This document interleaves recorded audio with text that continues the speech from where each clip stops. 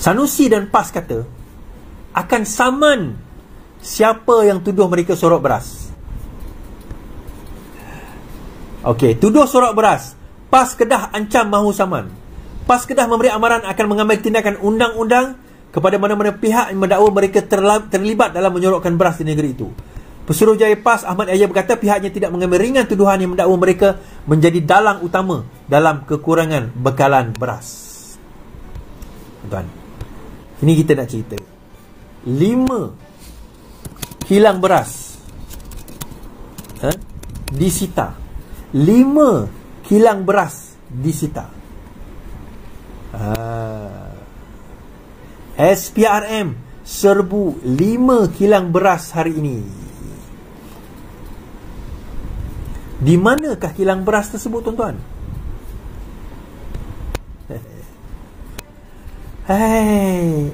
Isu beras SPRM serbu bukan 1, bukan 2, bukan 3, tetapi 5 kilang beras hari ini. Semalamlah Suruhanjaya penjara rasuah hari ini dijangka membuat serbuan di 5 buah kilang beras lain selepas sebuah kilang beras di Kedah disita kerana disyaki menyorok beras putih tempatan seberat 180 tan semalam. Dalam masa yang sama, tuan-tuan, koyak dah Sanusi. Dia kata nak saman. Saya akan saman. Sesiapa yang mengatakan kami ini sembunyi beras, saya akan saman. Kan? Dia kata dia nak saman siapa yang kata dia nak sembunyi beras.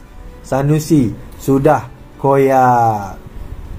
Sanusi sudah koyak. Dia kata dia mau saman. Isunya, tuan-tuan, isunya dia nak saman tu, dia nak saman siapa?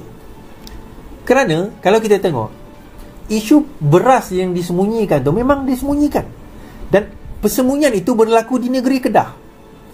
Tapi itu kilang tak ada kena-mena dengan MIS. Okey, Exco Negeri Melaka boleh pergi serbu kilang yang tak nak letak harga mengikut apa yang kerajaan nak dan ancam untuk tarik balik. Itu Exco buat kerja. Exco Kedah buat apa? Tidur. Exco Kedah buat apa? Kalau Exco Melaka yang korang kata kafe dulu tu boleh buat kerja, bukan Exco Melaka tu kafe lah, tapi orang BN akan berkata kafe kan, pun boleh buat kerja dengan baik. Ni Exco dekat negeri Kedah ni buat apa? Sampai 180 tan metrik beras boleh disembunyikan, sedangkan perkara itu menyebabkan negara menghadapi kesulitan. Dan federal pula kena ambil tindakan, kena serbu. Habis kerajaan negeri buat apa? Tidurkah? Tidurkah? Dan dalam pada masa yang sama, dalam pada mereka ini, kan saya, tuan-tuan ingat tak? Kalau tuan-tuan ingat yang saya pernah kata dahulu, ada beberapa pimpinan PAS yang telah ada camp A, camp B kan, yang telah mula berjumpa dengan Datuk Seri Anwar Ibrahim, dengan Kerajaan Perpaduan, dan nak menyertai Kerajaan Perpaduan. Tuan-tuan ingat tak apa yang saya cakap dahulu? Lepas tu ada orang maki saya, tak ada lagi kau nak menipu lah, kau sembang lah. Okay, pokok takkan bergoyang kalau angin tidak ada yang meniupnya. PM tak tolak PAS sertai kerajaan jika syarat dasar diterima. Ketika Anwar Ibrahim angkat sumpah sebagai Perdana Menteri, dia telah memberikan tawaran untuk PAS menyertai kerajaan. Walaupun PAS menolak tawaran itu ketika itu, Anwar berkata dia tidak akan menghalang kerjasama itu pada masa akan datang. Dalam temu bual Time Magazine disiarkan dalam talian semalam, Anwar mengesahkan bahawa memang ada tawaran kepada PAS untuk menyertai pentadbirannya. Tentang sama ada kita bersedia untuk melibatkan diri dengan mereka, sudah tentu kita lakukan, kita mesti. Dan saya telah menghantar jemputan kepada mereka. Ya, saya telah terbuka dengan idea itu sejak awal lagi. Lagipun ini adalah kerajaan perpaduan dan kita melakukan yang terbaik untuk negara. Datuk Seri Anwar ni berlapis. Dia kata dia hantar. Sebenarnya tuan-tuan, negosiasi itu ada. Saya dah cakap dah. Ni Datuk Seri Anwar dah sahkan. Tawaran itu dah diberi. Cuma sekarang ini terpulang sama ada pimpinan PAS mahu nerima atau tidak. Kan? Kita nak terima PAS ni. Dia macam ni, tuan-tuan. It's better PAS bersama dengan kita dari PAS melawan dengan kita. Kenapa? Kan saya sebut 2 hari lepas, 3 hari lepas tentang kestabilan politik. Tapi tak ada PAS pun kita tetap stabil. Ya, betul. Saya setuju. Tak ada PAS pun kita dah hampir 2/3 dah sekarang ini. Saya setuju. Kan? Tetapi bila ada PAS dekat situ, tak ada lagi ura-ura orang nak, orang kata apa, tarik balik. Sokongan lah, tak jadilah, itulah, inilah, tak ada. Kan? Benda itu tidak, mungkin sukarlah berlaku. Kan? Mungkin sukarlah nak berlaku. Dan kata mustahil itu tidak, tetapi sukarlah nak berlaku. Dan dalam masa yang sama, macam saya kata hari itu, bahawa bersatu dan PAS ni akan berpecah. Bersatu dan PAS ni akan berpecah. Kenapa berpecah, tuan-tuan? Saya kata, dia kata, ada orang, dia orang buat live, dia kata, kerajaan akan tumbang selepas 6 PRN. Saya kata selepas 6 PRN, yang akan tumbang adalah Perikatan Nasional. Tuan-tuan ingat tak apa yang saya kata? Selepas apa orang kata? Selepas 6 PRN, yang akan tumbang adalah kerajaan, adalah Perikatan Nasional.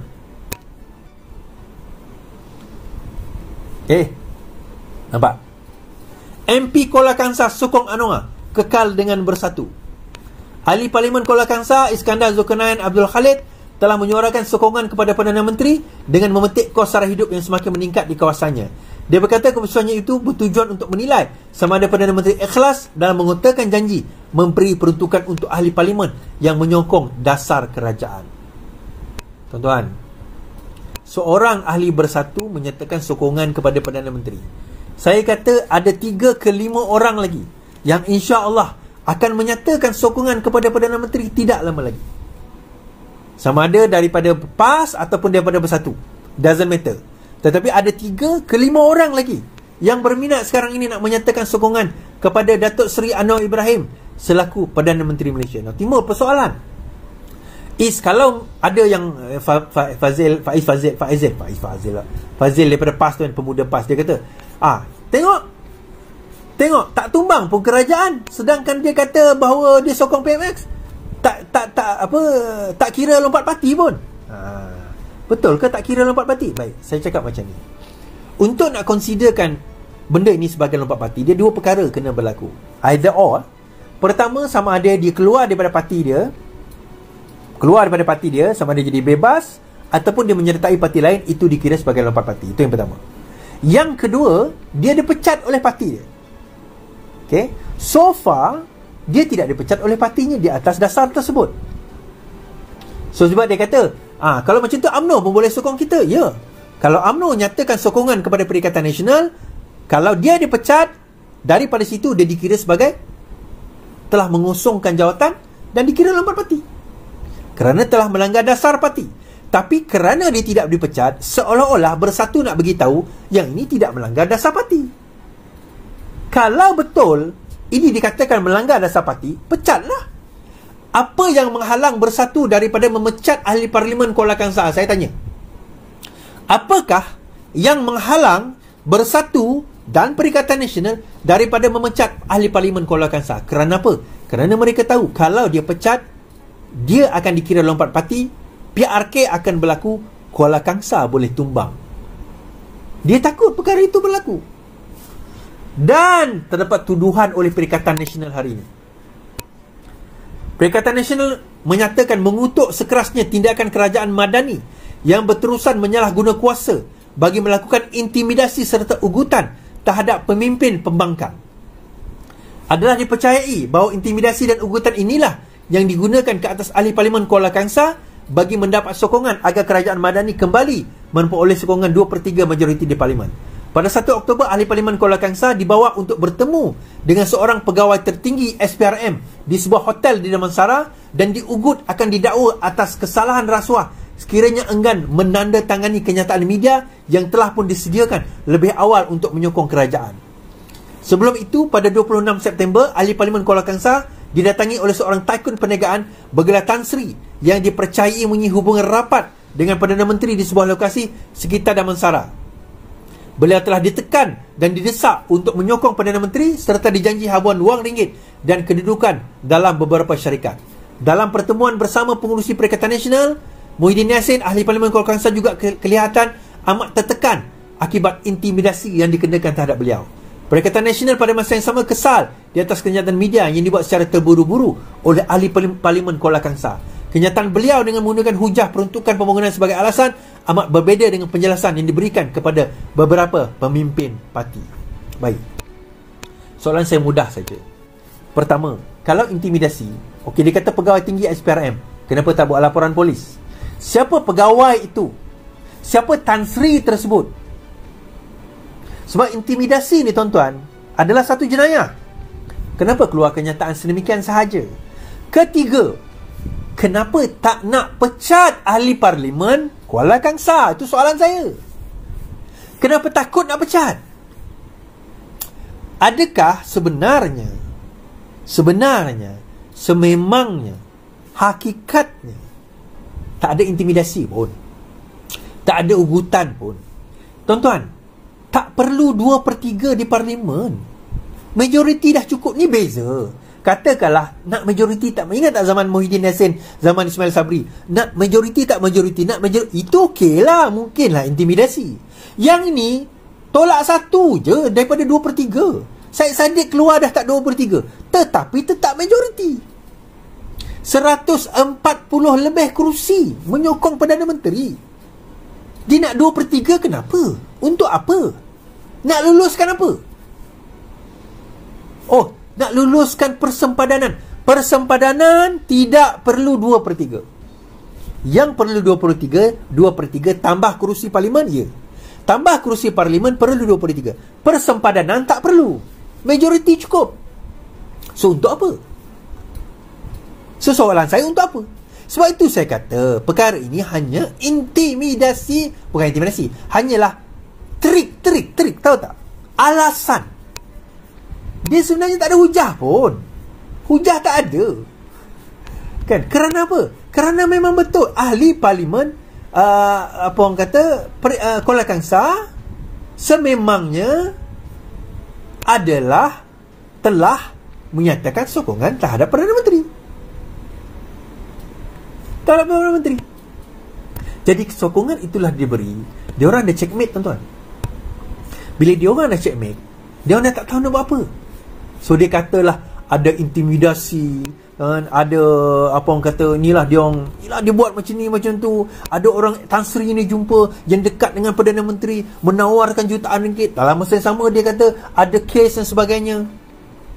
Tuan-tuan, kalau saya nak cerita, kalau ada kes tak perlu jumpa dengan dia pun. Kalau kita nak kata ugut, tak perlu jumpa dengan dia pun. Ramai lagi ahli Perikatan Nasional yang ada kes. Buat apa nak pergi jumpa dengan dia? Apa specialnya dengan dia? Oh, dapat 2/3. Saya kata tadi 2/3 untuk apa? Tak, 2/3 tu untuk apa? Tak ada apa yang kita perlukan untuk 2/3. Bajet hanya perlukan majoriti. Persempadanan semula hanya perlukan majoriti. Untuk apa 2/3 tu? Sampai nak kena hantar orang, nak kena ugut, nak kena intimidasi. Dia cakap macam ni, tuan-tuan. Sebab apa? Sebab dulu dia buat macam tu. Kan saya kata, pengkhianat akan dikhianati. Ahli Parlimen Kuala Kangsar pergi terangkan kepada parti kenapa dia sokong PMX. Tapi saya percaya ahli Parlimen Kuala Kangsar tak pernah cakap pun yang dia diintimidasi. Saya percaya. Kalau tak, kenapa yang keluar kenyataan tadi tu Hamzah, bukan ahli Parlimen Kuala Kangsar? Saya boleh bawa 2-3 cerita ahli parlimen Pakatan Harapan, terutama Parti Keadilan, yang sendiri cakap dengan saya, mereka dibayar jutaan ringgit supaya melompat. Saya boleh namakan nama-nama dia orang. Personally datang jumpa saya dan bercerita. Ada yang kalah dah sekarang ini tak jadi ahli parlimen, dan mereka cerita pada saya, Iswardi, ini cerita dia, lillahi ta'ala, saya kata. Dia orang cerita pada saya. Tetapi kerana pada masa itu sokong tak sokong, ingat tak? Majoriti tu kira 50-50, hampir 50-50. Sekarang ini 2/3 dah hampir 2/3. Kenapa tak perlu intimidasi? Tuan-tuan, kalau betul ada kes, senang je pergi tangkap lah. Dah tangkap, dapati bersalah, buat PRK, menang kat kawasan tu, cukuplah 2/3. Kenapa perlu nak intimidasi?